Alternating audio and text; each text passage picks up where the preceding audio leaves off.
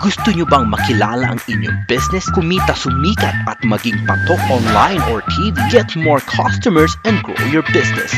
Advertise now.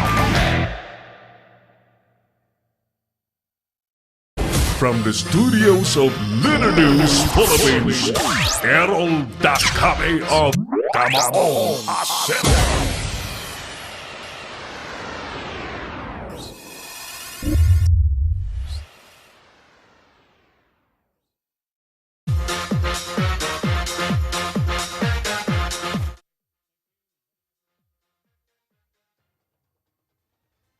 Ito, saglit ha. Ayan.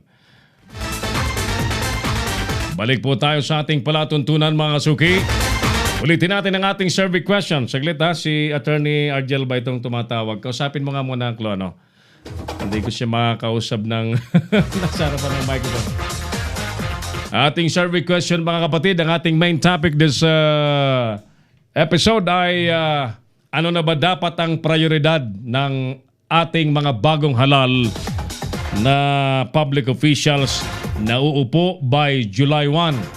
Although yung mga re-electionista, yung mga dati nang nakaupo, ay hindi na sila bago. Pero bagong term of office, ika nga, kasi ang isang term of office ay 3 years. So nagkaroon ng election, ay parang naka-renew sila ng kanilang kontrata. Sana yung kanilang kontratang sinumpaan ay talagang paglingkuran po ang mga mamamayan, hindi yung kontratang makapagnakaw, makapandambong. Yan, maraming ganyan ho sa gobyerno. At pakapalan ho ng mukha ang karamihan, ano? Mga plunderer, mga may kasong graft and corruption sa ombudsman. Dahil sa politika, itinatas ang kamay, kaliwat kanan, irregardless kung sirang-sira ang mga pangalan. Ganyan sa Pilipinas. So, ano pa nga ba? Tapos ng halalan, iprinoklaman na ng COMELEC yung mga sinasabing nanalo at mga totoong nanalo. Di ba? At kahit naiinis kayo sa iba, wala na tayong magagawa. Di ba? Iprinoklaman na ng COMELEC. Alangan naman maglupasay pa kayo. Ulitin ko, yung mga nagbenta ng boto, wala kayong karapatang magreklamo.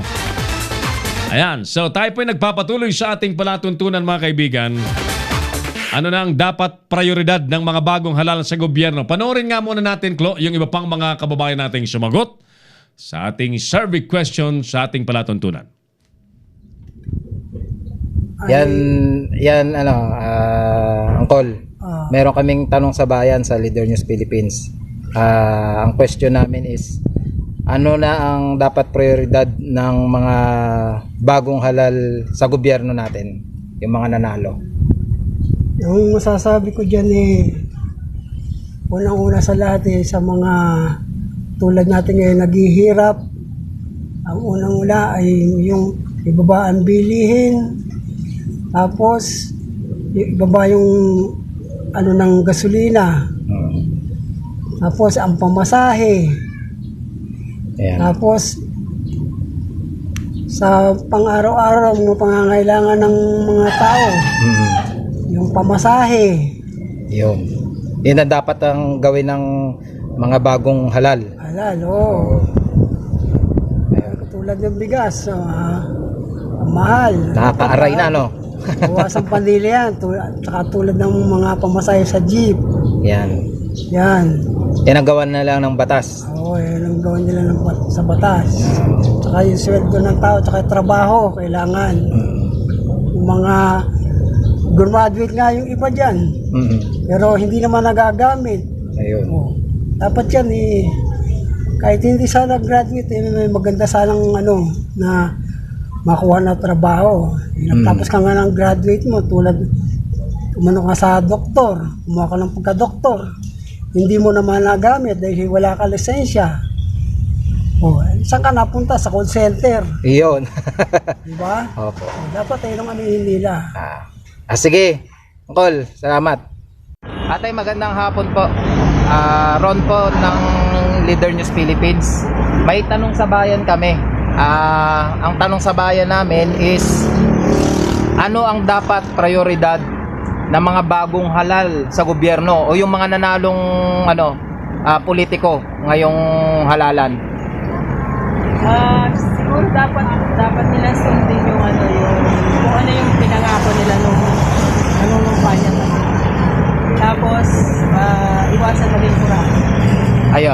Ayun ang opinion mo, ate. Kasi karamihan ngayon mga magkakot walang nangyayari yung sa mga kalsada, hindi nila na mga estudyante na dapat tulungan. Yun lang po. Ayun. Salamat ate. Ate, magandang hapon po. May survey question po kami sa Leader News Philippines sa Kamaong Acero. Survey question po namin, ano dapat ang prioridad ng mga bagong halal na politiko sa ating gobyerno? Ang sa akin lang po kasi sinasabi ko lang po, sana po tulungan po nila yung nasa ospital, yung nangangailangan ng tulong, yung po kauna-unahan. Tapos po yung mga bata pong kakalat-kalat sa kalye, kailangan din tulungan nila kasi yan mga walang kakayahang walang kakayahang magtrabaho kasi walang walang magulang, walang mapuntahan. So, ang gusto mo yung sa health. Ano pa ate ang may dadagdag mo? Yung mga, ano ba, pwede ba yung mga pinangako nila? Sana matupad yung pangako nila kasi nakaupo na sila. Yung taong bayan naman ang tulungan nila kasi yun naman ang naghanap sa kanila. Yun naman ang nag-ano sa kanila para makaupo sila, tumulong din sa kanila. Tulungan din nila. Okay. Maraming salamat ate.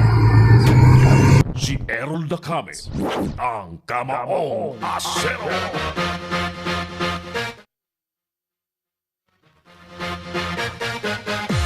Ayan po, napanood ninyo ang ilan sa ating mga kababayang sumagot. Nahihiya pa, no? But bottom line, umaasa po ang ating mga kababayan na mga ipinangako ng mga politiko ay kanilang tutuparin. Dapat lang. Mga nanumpang ganito, ganon, ipapagawa ko ganito, bibigyan ko kayo ng ganitong uri ng serbisyo. Dapat talagang tuparin. Ano po? Okay, ano na dapat ang prioridad ng mga bagong halal sa gobyerno, mga kaibigan? O bueno, mapalad po tayo sa episode sapagkat nasa linya po natin ang founder, President, Chief Executive Officer po ng DB Bauer Farm International Corporation, di philanthropist, ang tao pong wala pong kapaguran sa pagtulong sa mga kababayan nating mga may hirap para makaangat po sa buhay. Nasa linya natin, Sir Dexter Villamin. Sir, magandang gabi po sa inyo. Magandang gabi po, Kang Aaron. Sa lahat po ng taga-subaybay ng ating programa. It's our pleasure. Good evening, sir. It's our pleasure to have you in my show tonight. Opo, sige po. Ano ngayon? June 4 na, di ba? In less than a month, uupo na po yung mga bagong halal. Ano po para sa inyo ang priority nila? Siguro ang magandang maging priority ng ating mga bagong halal na mga tagapaglingkod sa bayan ay yung pagpapaunlad unang-una ng ating agrikultura. Apo. Kasi ang kagaya nating bansa na agricultural country ay kinakailangan magkaroon tayo ng sarili nating parang kabuhayan, no? Yung ating sariling source ng ating kabuhayan.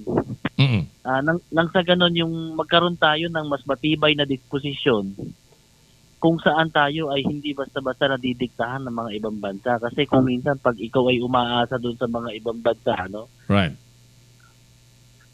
Kung minsan nadidiktahan ka nila kapag yung manghihiram tayo ng pera, Yes. o kaya aasa tayo ng mga investment sa kanila, kung minsan ay nadidiktahan nila tayo at kung minsan ay nagiging laban sa ating mamamayan yung ating mga nagiging polisiya. Yung mga policies na nagagawa natin sapagkat tayo ay Indebted. umaasa sa tulong ng mga ibang bansa, kung minsan ay yung mga nagagawa natin policies sa hindi nalalaman ay laban sa ating mamamayan. Tama po. So kung tayo po ay mayroong sariling kabuhayan kahit sa agrikultura man lamang, Apo. ay di kahit pa walang pumasok na foreign investor, di tayo ay busog. Wala tayong problema, no? Tama po.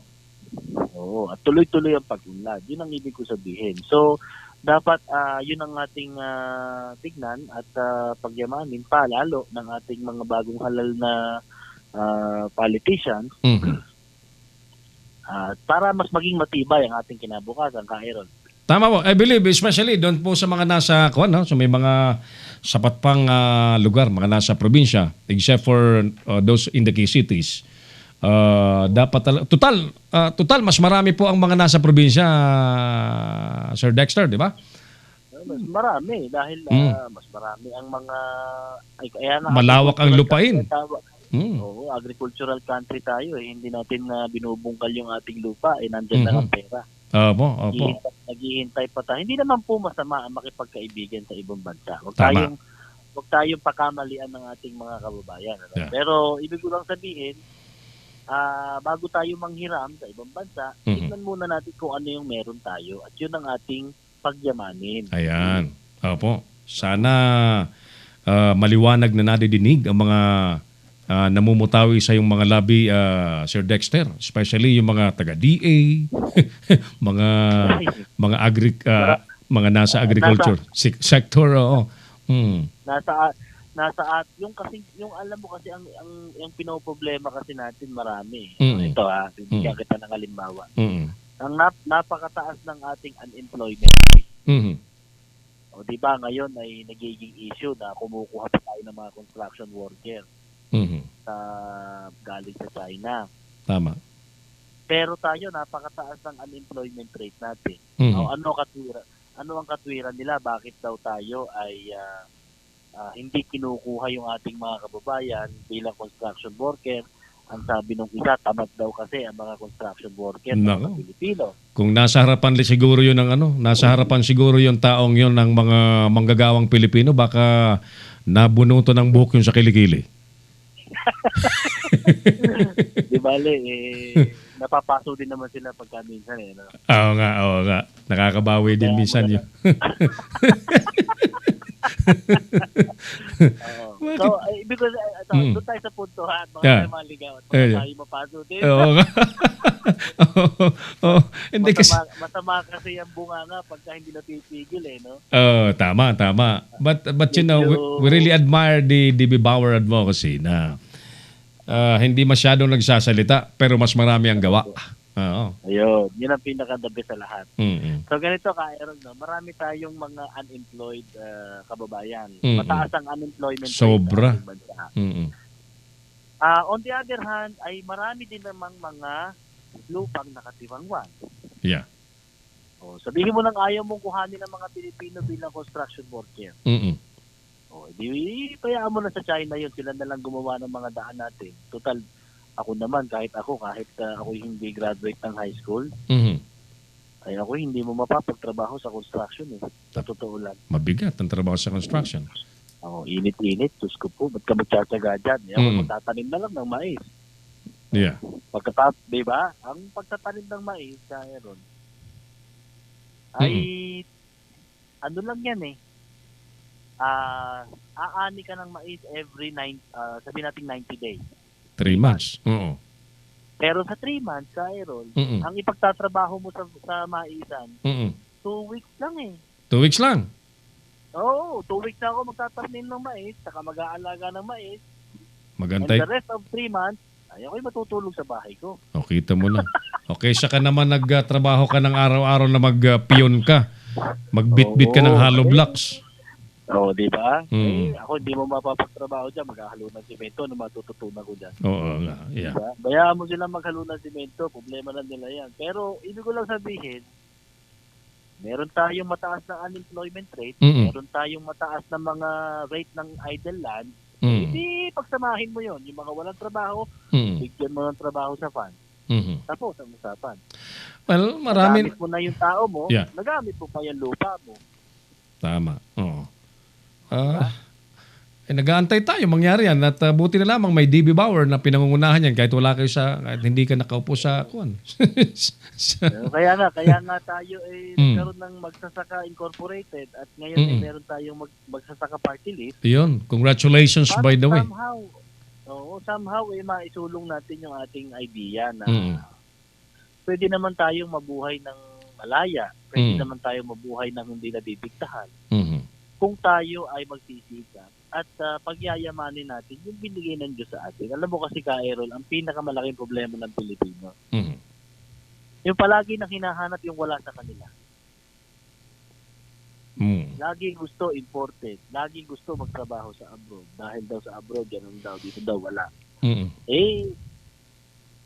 Dapat kasi kung ano yung meron tayo, yun ang pagyamanin muna natin. At May- para yung wala sa atin ay maging nasa atin. May mahalagang papel, Sir Dex, na dapat gampanan nga po yung mga leader natin, ano? Kasi if our leaders has this good vision and actions, ay walang imposible. Ang tao susunod lang talaga.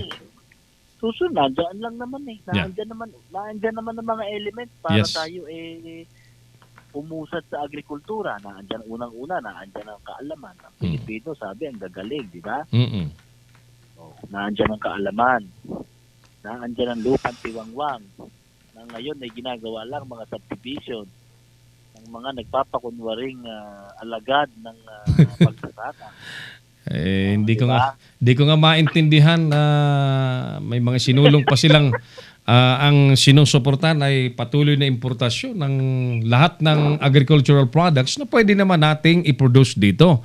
Bigas, baboy, manok, lahat yan pwede yan dito eh. Tinan mo, magtataka ka ha. Ako ngayon lang ako magsasalita. Go ahead. Malaya ka. At alam ko naman pag nagsalita ka, meaningful. Hindi tulad ng iba na magsasalita May nabasa ka ba nung isang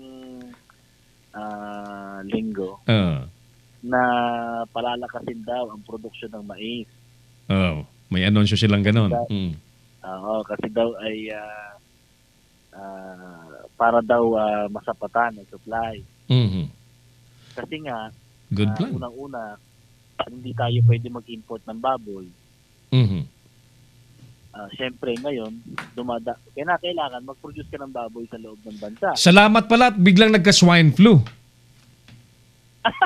Alam mo kung bakit? Ay, matitigil muna yung importation, Sir Dex, no?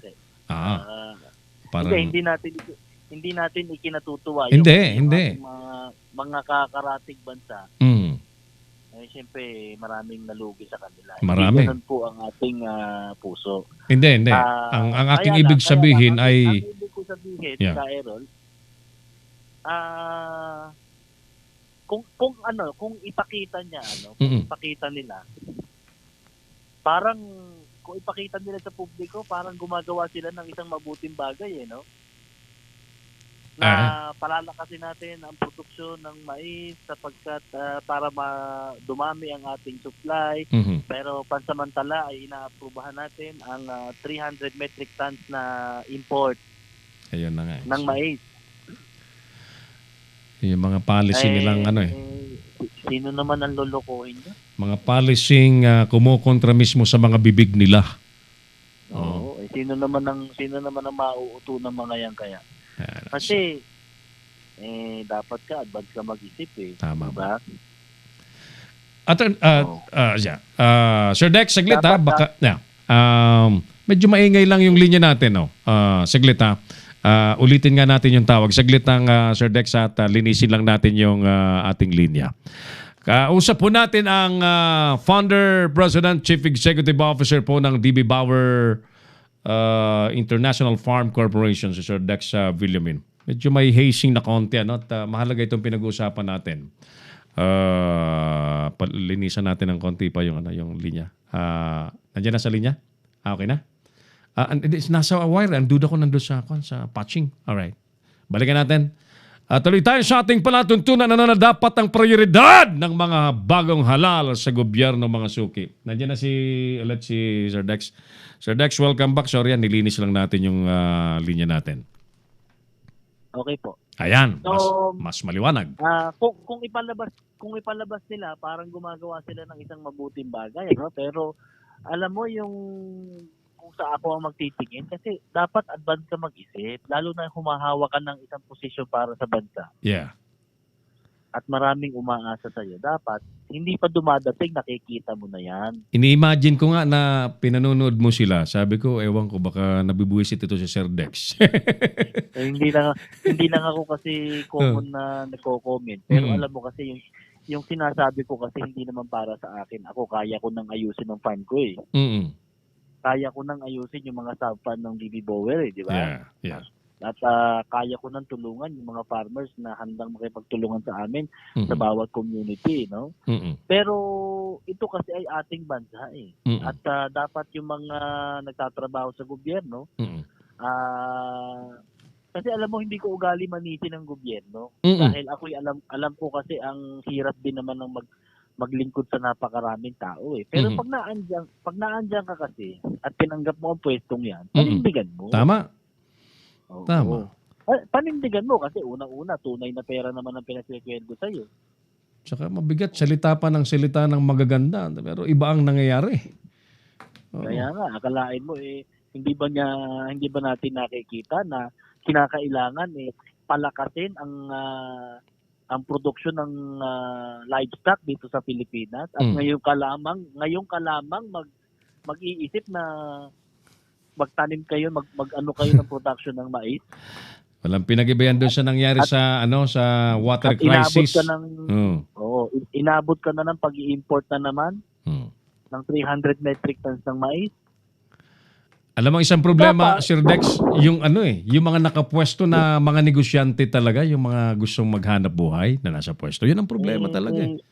Siguro naman na hindi niya gustong maghanap buhay. Siguro talaga lamang na masasabi natin na hindi niya na nakikita yung hinaharap. He should not be there in that post. Alam mo bang, busit ako rito sa traffic sa EDSA. Kalahin mo, alisin daw nila yung 6,000 provincial bus para lumuwag. Sa likod, nag-aproba sila ng 14,000 na bagong taxi. Tinmang kagaguhan na yan, di ba? Kaya nga magtataka ka. Pero ako kasi doon ako sa agriculture nakapokus. Yeah, I know. Ako kita ko na kung ano mangyayari. Naiintindihan ko yung mangyayari sa agri. Dapat ganoon din sana tayo na very basic. Wag nating pahirapan. Alam mo, tataas ang presyo. Nag-import tayo ng mais. Alam mo ba kasunod niyan? Magmamahal ang baboy. O tama, kasi imported yung ipapakain sa baboy. Oo nga. Magmamahal na naman ang ating baboy. At ultimately, tatamaan yan ay ang ating mga kababayan. Tama. Because it is not sustainable. Yeah. Yes. At ang mahirap niyan, ngayon meron tayong importation ban. Okay? Tapos, yung ipakakain natin sa ating mga animals ay hindi sasapat. So, paano mong mai-increase ang production ng baboy kung wala kang sapat na ipakakain? Nagtanim sila ngayon. Ay, kailan pa yun? Kailan pa yung anin? After 4-5 months pa yun, mag-i-effect. Kung kailan pa, tagbagyo na naman. Iyon na sinasabi. Diba, sir? Kaya anong mangyayari niya? Kagulo yan. Magkakaroon niya ng talagang matinding impact niya. Abangan mo ng 6 to 7 months. Maniwala ka. Ako nakikita ko na yung projection yung mong yan Sir Dex, no? At yan ay sasakto talaga mga sinabi mong yan. But I'm really sad kasi dito. hindi lang baboy ang kumakain ng mais, pati baka at mga iba't ibang animals, manok.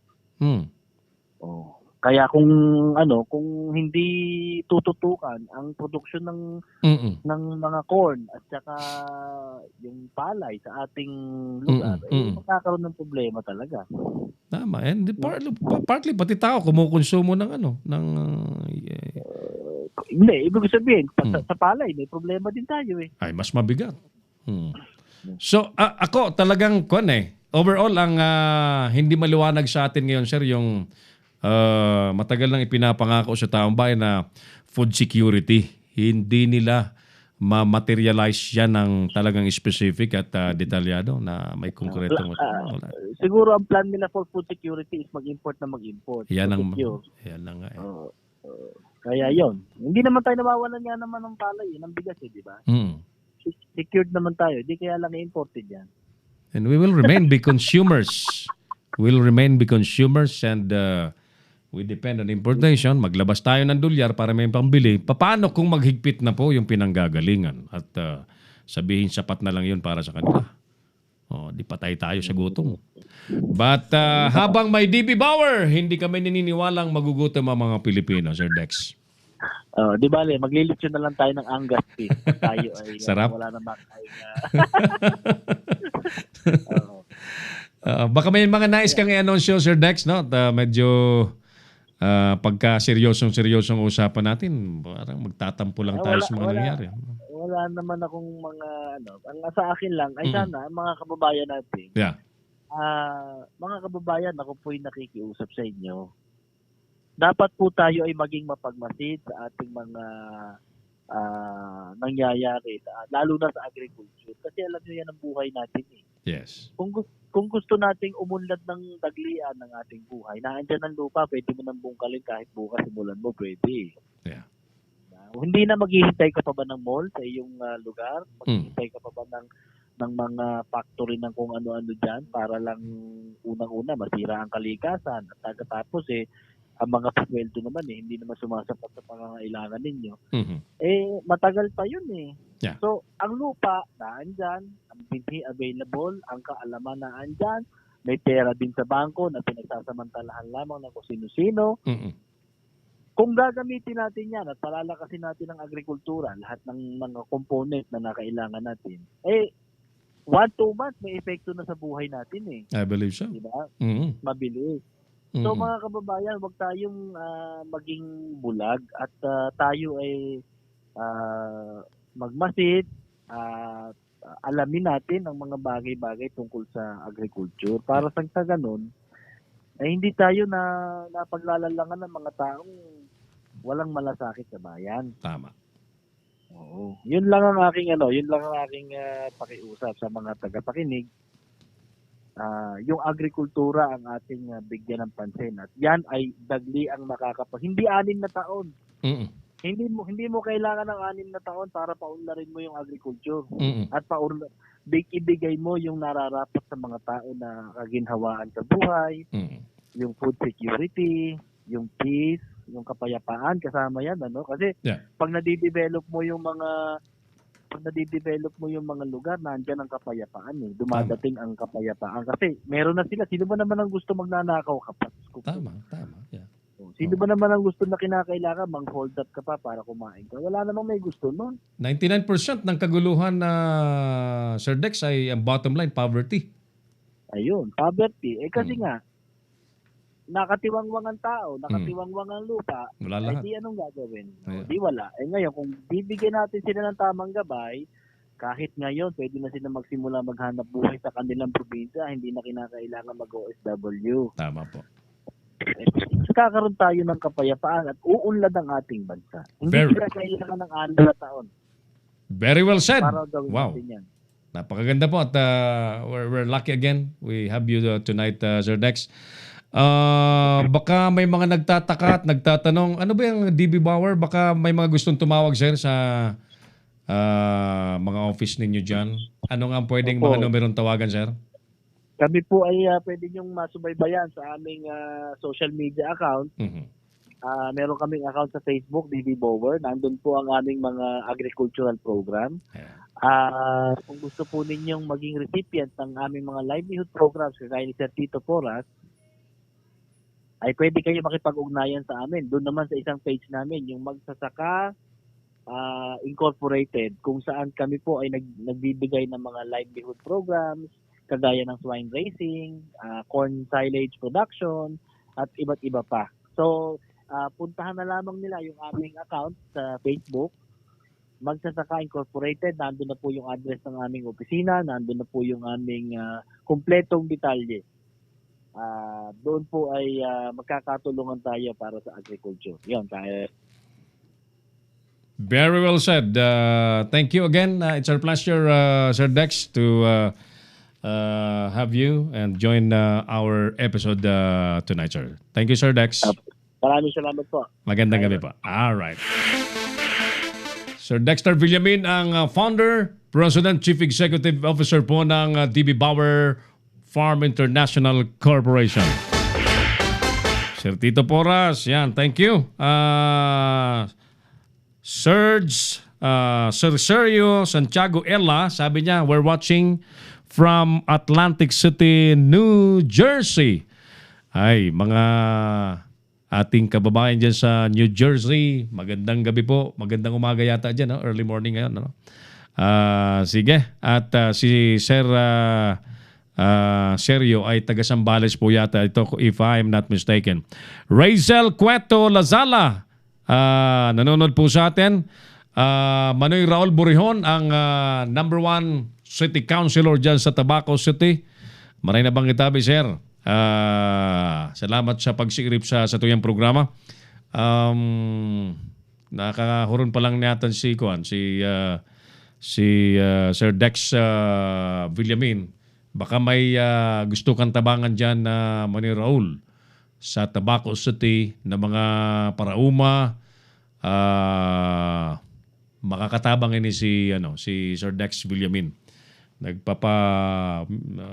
Pautang sindang mga puhunan na daing interes sa mga interesado. Swine breeding, swine fattening, farming, mga arugayan. Ayan, so mabuhay ka! Maray na bang itabi, Manoy Raul Borihon, ang popular at maray na mag-serbi sa Banwaan dyan sa Tabaco City. Silvestre Gossi, si Sir Silvestre ay nasa Davao City local government ito. Magandang gabi po sa mga taga Davao City. Itutuloy na natin. Sige, ituloy na natin para hindi masayang oras. In a moment, mga kaibigan, kakausapin po natin ang number 1 nominee ng Magsasaka Party List sapagkat we are so much consistent when we discuss about agriculture. Ay kailangan po nating nakakausap po talaga mga tamang tao. Sige. Kausapin po natin si Attorney Argel Kabatbat ng Magsasaka Party List to give us more information. Ano ba Sorry. Ano ba ang kanilang magiging priority once they're in Congress? Kasi July 1 na uupo na yung mga bagong halaw. As promised, mga kaibigan, Congressman Attorney Argel Kabatbat is on the line. Attorney Argel, magandang gabi po. Welcome po sa Kamaong Asero sa Leader ng Philippines sa Pinoy Extreme Channel. Yes, magandang gabi po, Sir Errol. Magandang gabi sa ating mga tagapakinig. Pang-broadcaster ang boses, galing. Salamat po. Kakakausap ko parang si Sir Dex. We started discussing on what should be the priorities of the newly elected officials. But we're focusing on agriculture, no? On your end, sir, yung Magsasaka Party List, ano magiging focus po ninyo kapag nasa loob na po kayo ng Kongreso, sir? Well, syempre ang focus natin ay para sa farmers. At ang unang-unang kinaharap ngayon ng farmers ay yung naging pagbaba ng presyo ng bilihin gawa ng tarification law. Yes. At yan ang unang-una nating bibisitahin. Mm-hmm. Pero yung tarification, syempre i-address natin yan kaagad. Pero meron din tayong naka-ready na panukala. Yung bang nung panahon ni Marcos yung kadiwa. Dahil ito yung ginagawa naman na ng aming party list through the Magsasaka Incorporated.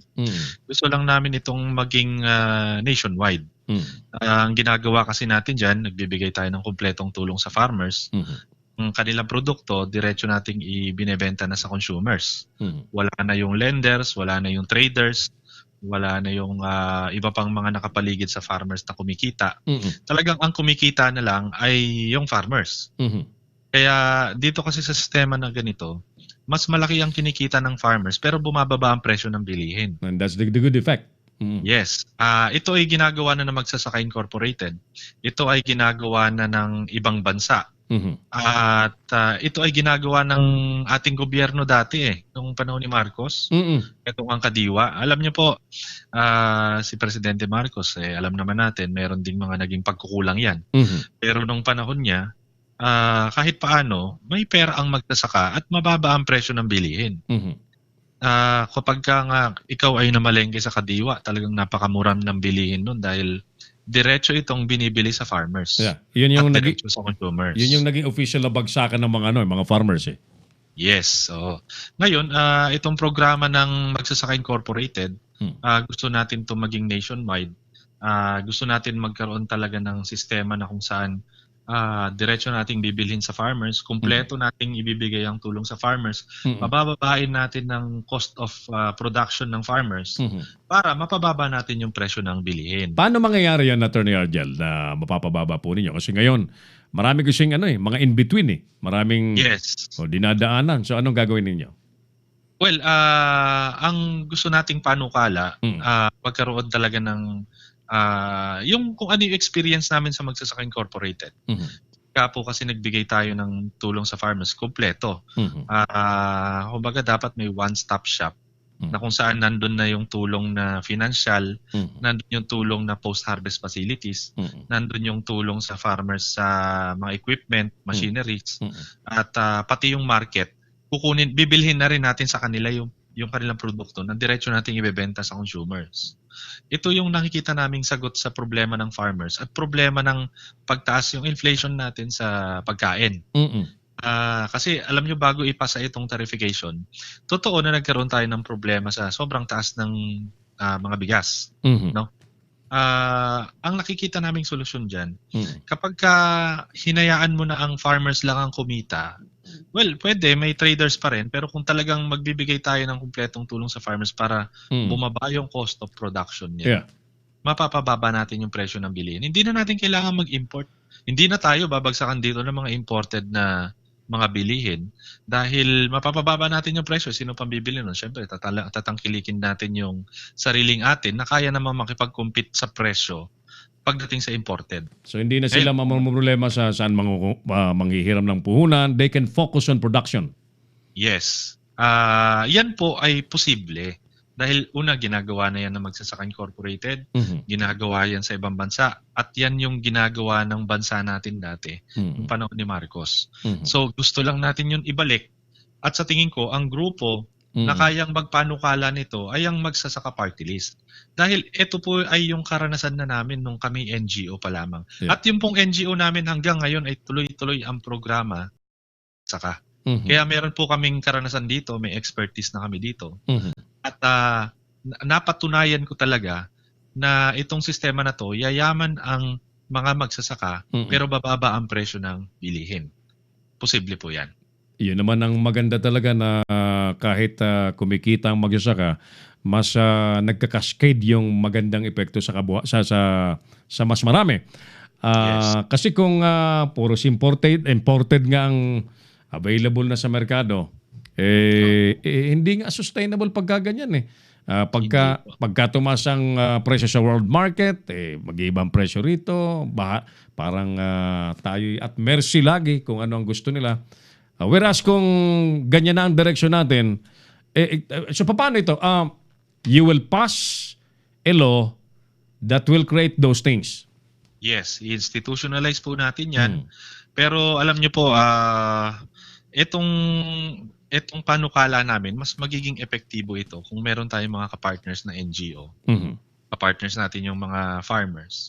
Kaya i-empower po natin yung farmers. Ito po ay patuloy pa nating pinag-aaralan dahil gusto natin maging perfect ito. In fact, bago po ito ilunsad, magkakaroon tayo ng mga pilot projects. Kaya siguro very soon, maririnig ninyo na ilo-launch namin yung Magsasaka Outlet na ilo-locate natin sa mga depressed areas sa Metro Manila o sa mga syudad. Ang gusto kasi natin, ang makinabang bilihin ay yung mga mahihirap. Nako, maraming matutuwang mga kababayan tayo. Opo, at by membership po, kailangan may ID kayo para hindi mo na ikakalakal yung bibilhin mo. Baga, para sa pamilya mo yon, para maraming makinabang. Hindi yung dahil sobrang mura dito, bibilhin mo lahat, tapos ikakalakal mo lang ulit. Ang objective po natin muna ay mapakain muna natin yung ating mga mamamayan. Dahil alam nyo po, napaka-expensive po ng kahirapan. Kumbaga, yung cost ng poverty mataas. Pagdating sa peace and order, kailangan mong magdagdag ng maraming pulis para matugunan yung problema sa peace and order. Yeah. Sa drugs, sanhi po yan ng kahirapan din dahil nagbebenta sila ng droga kasi doon malaki ang kita. Tama. Pagdating sa health, mas marami ngayon ang kailangang ipatayo mo mga ospital dahil walang makain na masustansya yung mga tao. May mga sakit. Yes, and wala po tayong skilled workers dahil hindi po natin mapagtapos yung ating mga mamamayan dahil wala silang pera. Domino effect. Pero pag nalagyan nyo po yan ng kabuhayan at nagbigyan nyo yan ng murang bilihin, masasagot nyo yung napakaraming problema ng mga mamamayan natin. Health, education, drugs, peace and order, at iba pa. Kaya alam nyo po, we should invest in ensuring that all of our poor citizens will have food to eat every day na affordable. Yan po ang objective ng ating ilulunsad. At alam nyo po, malapit na po ito, nasa pipeline na ito. Marinig nyo na po ito at sana po maging tagumpay yung pilot project, then doon na lalabas yung ating batas. Yung pong batas natin may basihan na. Tama ito, po. Ito nga yung mga pilot project namin epektibo. Kaya ipasa nyo itong batas na to para mas marami ang makinabang. Tama po. At of course, dapat yan talaga suportahan ng mga equally may malasakit na mga grupo para mas mabilis na mapalawak, Attorney Arjel. Yes. Opo. Ito pong project na to, gaya ng ginagawa din naman namin sa Magsasaka Incorporated before. Bago kami maglagay ng livelihood program o bago kami maglagay ng talipapa, yung mga tao ay nag-undergo sila ng seminar. Kalahating araw yan. Para ipaunawa sa kanila na mahalin ninyo itong ibinibigay sa inyo dahil para sa inyo rin ito. Right. Ang naging kasi ngayon, ang naging sistema o yung impression ng mga tao, pagka galing sa gobyerno, sinasalaula, dole out. Wala silang malasakit. Tama. Halimbawa, ang gobyerno nagbigay sa iyo ng baka, alagaan mo para pag nanganak, maibibigay sa iba. After 2 weeks, sasabihin, na-misplace po namin yung baka. Namatay po. Namatay. Yun pala, nagkaroon ng may birthday. Alam niyo po ba? Yeah. Kailangan po nating baguhin din yung pag-iisip ng mga tao. Hindi po lang yung bang sistema lang maganda na. Kailangan nyo rin pong baguhin yung sistema ng pag-iisip ng tao. Kailangan po holistic ang approach natin dyan. Yeah. Yan po ang gagawin natin. Tama po yan. You mentioned holistic approach. Yan ang missing link sa sa mga nagsisimula at lagi nag-i-introduce ng mga magagandang plano. Madalas sa Attorney Arjel, puros magandang plano. Pero pagdating sa concrete actions ay nag-iiba na. Attorney Arjel, so July 1 kayo po, di ba? Yes, opo, July 1 po. Doon po magsisimula ang term ng ating mga newly elected officers. Sana noon pa kayo naging congressman. Siguro po may dahilan ng Diyos kung ba't ngayon po tayo pinadala. By the way, congratulations at malaki po ang may tutulong po ninyo sa pag-ahon sa kahirapan ng maraming Pilipino, Attorney Arjel. Maraming salamat po, Sir Errol. Magandang gabi, sir, at it's our pleasure to have you. Thank you po. Maraming salamat. Kaibigan, Attorney Arjel Cabatbat, ang #1 nominee ng Magsasaka Party List sa ating palatuntunan. Balikan na po natin ang ating mga pangunahing isyong binantayan sa araw pong ito. PNP patuloy ang pagbabantay sa mga eskwelahan nationwide hanggang next week. Senado nakatakdang aprubahan ang mandatory RTC at iba pang nabinbing bills ngayong araw. LTFRB hinigpitan ng todo ang pagpapatupad daw ng student fare. Pag-aproba naman sa panukalang proteksyon sa mga human rights defenders, makasaysayan daw. Duterte sinirtipikahan po ang na urgent ang 3 economic bills. Samantala, National Unity Party suportado si Cayetano bilang susunod na House Speaker. Palasyo naman ipinaubaya na sa PCGG ang pag-auction sa Marcos Jewelries. Pambabastos ni Erwin Tulfo sa DSWD head. Pinilaga na rin ng grupo ng mga generals. Patay ka. Patay kang bata ka. Pero nag-sorry naman na ito Nag-apologize na. Well, apology is good, but the damage has been done. Yan ang problema dyan. Sanhi ng leptospirosis, mga kapatid. Pulis patay naman sa Davao. 3 minor de edad, ginang-rape ang 23 anyos na ina. Mario Josep, mga minor de edad. nakagawa na ng mga ganon. At sa NBA Finals, Thompson, peligrosong wala po sa Game 3. At dahil injured, Looney out na sa Finals. Ngayon mga kaibigan, kung tayo naman po ang sasagot, ano ba ang dapat prioridad ng mga bagong halal sa pamahalaan? Obviously mga kaibigan, kung doon po sa mga namamahala ay may maliwanag po silang formula ng magandang serbisyo sa taong bayan. Tama po, I strongly agree. 100% agree ako sa mga binitawang statement ni Sir Dex Villamin, ni Attorney Argel Kabatbat na dapat ang focus po natin ay ang pagpapalakas sa food security, pagpapalakas sa agrikultura sapagkat ang bansang busog ang mamamayan, magiging malusog. At kapag ka ang mga mamamayan malusog, magiging produktibo, iinog po ang ekonomiya, uunlad po ang bansa. Ang sunod pong epekto po niyan ay lahat po ay may kakayanang maghanap buhay ng matino at siyempre domino effect po niyan. Effect po niyan ay wala nang krimen na mangyayari, wala nang mga kilos protesta, wala nang rebellion at walang dahilan para may mga terorista pa, di po ba? Bottom line of lahat halos ng problema sa Pilipinas ay poverty. Every election, may mga magsisumigaw ng ito ang solusyon sa poverty, but they miss. The real solution is facing the problem in the agricultural sector. Pagpapalakas po ng agrikultura ang totoong solusyon para ang kahirapan sa ating bansa ay masimulang solusyonan. Mga kaibigan, sa ngalan po ng ating mga nakatuwang sa paglilingkod sa gabi pong ito. Sa studio, si Broadcast Officer Clarence Andaya. Habang nakaremote ang ating Operations Director Oliver Licop at Creative Director Mark Anthony Reynoso. Si Norris Capos, by the way, nanonood sa atin. At si Aj Sapugay. Yan. Thank you, Aj. At sa lahat pong mga sumubaybay sa ating palatuntunan. Konsyal, Kagawad Raul Roy Burihon ng Tabaco City.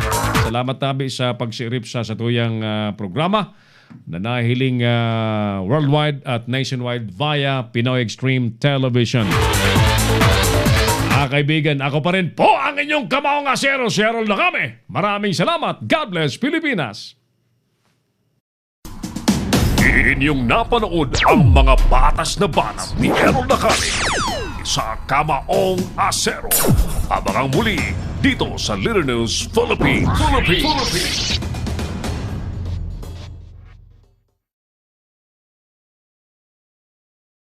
Bring your business over 1 million TV or online. Reach your target customers anytime, anywhere. Your brand on TV or on the web. Get more customers and grow your business. Advertise now.